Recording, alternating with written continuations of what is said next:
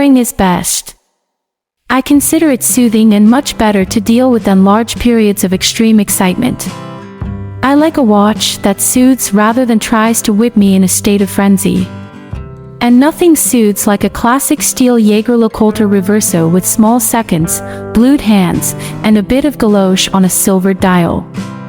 But I won't call that type of Reverso a masterpiece. That title is reserved for a very picturesque and rare version that still has a boring side to it. The fact that I like boring watches like that doesn't mean I've always liked the Jaeger-LeCoultre Reverso. I mean, I liked it, but I never really loved it. That's why earlier this year I conducted an experiment with a Reverso Classic large small seconds. Both watch and wearer got out of the field experiment unscathed.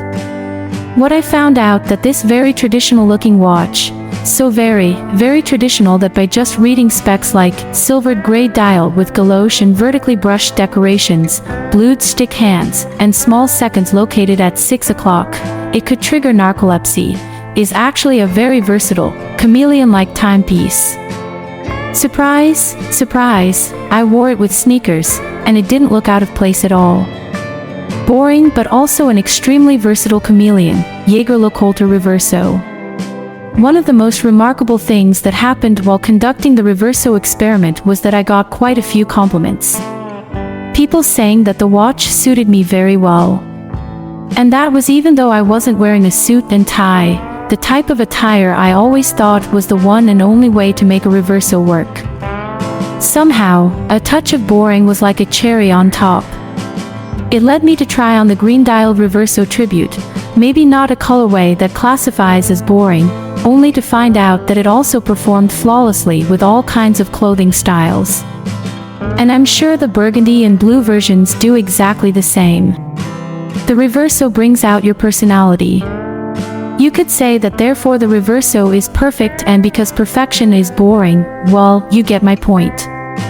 In other words, being wearable with everything makes a watch boring.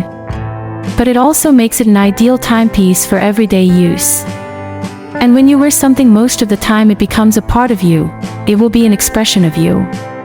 Next conclusion would be that only if you're a bore, the watch on the wrist will appear boring. Now I know why people liked my plain Reverso so much.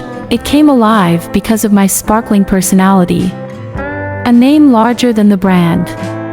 The most common Reverso is the one with small seconds and a plain case back you can have engraved with your wedding date or something. A solid case back, to me, represents the essence of a Reverso. This is the side that could handle the rough polo match. This is the reason why the 1930s Reverso is a sublime invention that grew out to be larger and more famous than the brand that sells them. Not my words, but those spoken by Stéphane Belmont, patrimony director of the Maison Jaeger-LeCoultre, over lunch in Le Sentier a couple of years ago. Sure, the duo-face models make for perfect GMT watches. More complicated stuff like the non-antime that celebrates the 90th birthday of the Reverso, or spectacularly complicated Hybris Mechanica caliber 185 that's also quite the party piece, are fantastic Reversos. But these models have strayed quite far from the path, so to speak. Does art belong in watches? If you still want to combine something new and spectacular, but remain true to the original functionality, have a look at Rembrandt and a Mondrian. In 2017, a Reverso came out in a limited edition of 25 pieces to celebrate the birth 100 years ago of Dutch art school De Stijl, of which Piet Mondrian, 1872 to 1944, was the most famous exponent, and of Dutch retailer Stultman in The Hague. From the front, it was just a Reverso, but from the back, the watch looked like it belongs in a museum. That was because of the miniature enamel version of Mondrian's 1921 composition with large red plain, yellow, black, and blue. The micropainting is done by hand in Jaeger-LeCoultre Atelier Métiers Rares. Stunning as it is, the Reverso Rembrandt is better. From macro to micro. No, not because Rembrandt van Rijn, 1606 to 1669, arguably one of the greatest artists of all time, is a better painter than Mondrian. But because of the Reverso itself. Back in 2019, it was exactly 350 years ago Rembrandt died, and Dutch jeweler Gassen came up with the idea of putting a 363 by 438 centimeters wide Rembrandt in a 47 by 28.3 millimeters Reverso. Allow me to explain. Rembrandt has left behind a rich oeuvre, but only one painting can be the most famous one, and that is of course the Night Watch, or Nachtwacht in Dutch. Rembrandt and Reverso are a match made in heaven. The painting, portraying the company of Captain Frans Banning-Kock and Lieutenant Willem van Ruttenberg, is on permanent display in the Amsterdam Rijksmuseum and is enormous, and because of its format, it doesn't resize properly to the small dial of a Reverso. So choices had to be made how to display the painting. Or rather, what part of the painting are we going to put on the dial? The two main characters were chosen, and so we get to see the captain, left, and the lieutenant of the militia. The enamel micropainting was done in the Atelier Métiers Rares, and the result is nothing short of spectacular. And the combination of a Rembrandt in front and a solid, albeit luxurious red gold case back to protect the watch from hard impacts, is historically accurate too.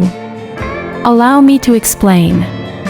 Rembrandt and Reverso are a match made in heaven.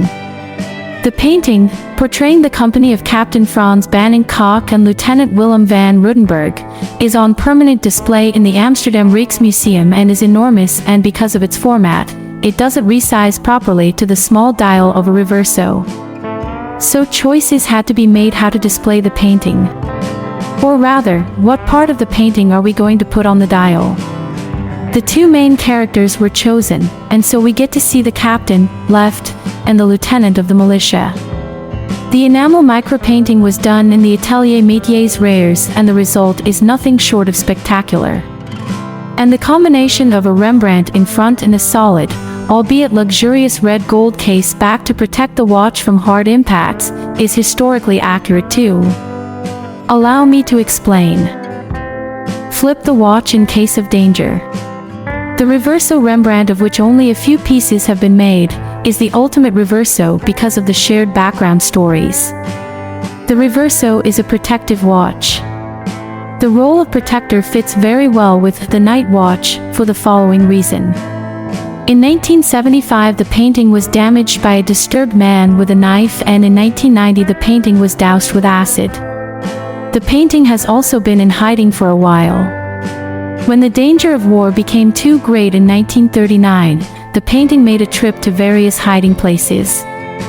It was taken out of the frame for this, made flexible with wax and rolled up to fit in a cylinder.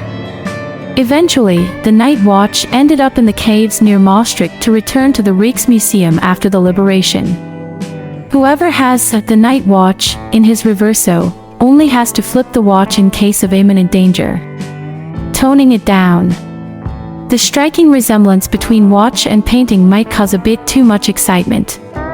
This is after all a series about boring watches. But please allow me to point out that I wrote about some more boring watches other than the Jaeger-LeCoultre Reverso. About the unavoidable Rolex Datejust for instance, or the Mac Daddy of dress watches, the ultra-classic Patek Philippe Calatrava. And reading about these watches is about as soothing as wearing them. A real snooze fest.